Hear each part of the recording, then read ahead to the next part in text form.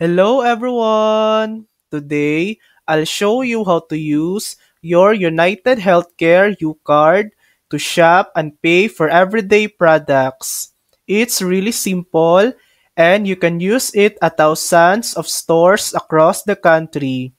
First, your U-Card is accepted at over 65,000 retail locations, including big names like Walmart, CVS, Walgreens, and many more. To see the full list of participating stores near you, just sign in to the U-Card Hub and use the store finder. Once you're at checkout, you have two easy ways to pay.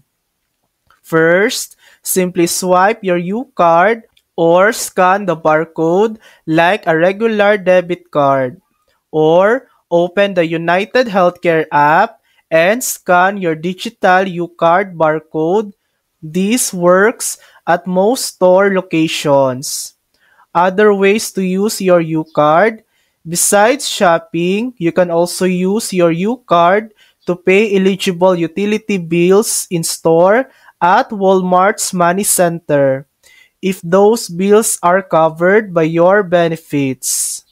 And that's it. That's how to use your United Healthcare U-Card to shop and pay for everyday products. Thanks for watching! If this video helped you, please like and subscribe for more helpful tutorials.